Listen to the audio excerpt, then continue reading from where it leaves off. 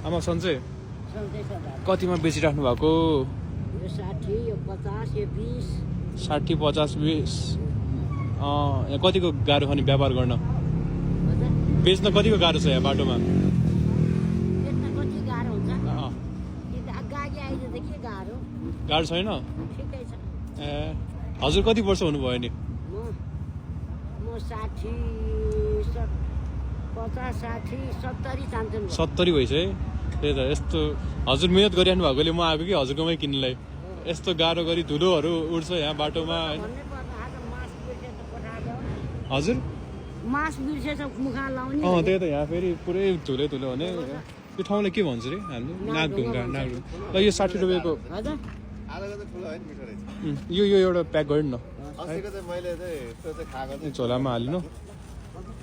यो 60 रुपियाँ भन्नुभयो है? अँ। ल यो हालिदिनुहोस् न। मेरो नाति आइपुग्यो मेरो नाति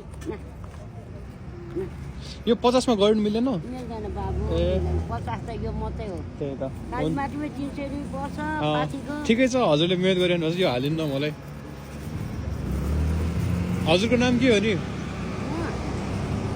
नौ चाहिएको अँ अनि कहाँ पुर्याउने? यतिकै यहाँ नाम के हो भनेर नि? नाउँ त अब सन्त माया हो। नाइरी त मेरो सन्त माया हो। ए दिनभरि बेचिराख्नुहुन्छ यहाँ?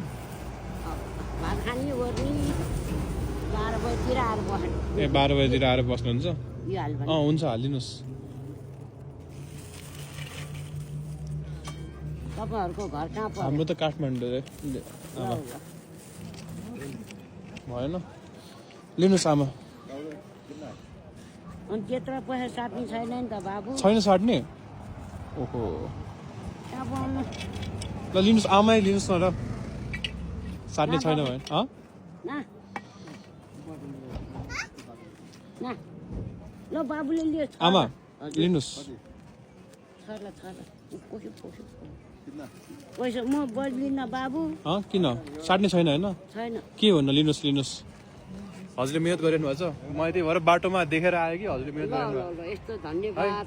अनि यो पनि म हल्कामा लिन्छु। हल्का मात्र यो चाहिएन धेरै। लिएर जानु बाबु लिएर जानु नै हो र? म अर्का दुःख दास्ती म खान्न के बाबु। ल हुन्छ हुन्छ म यो लग्छु नि त है त आमा।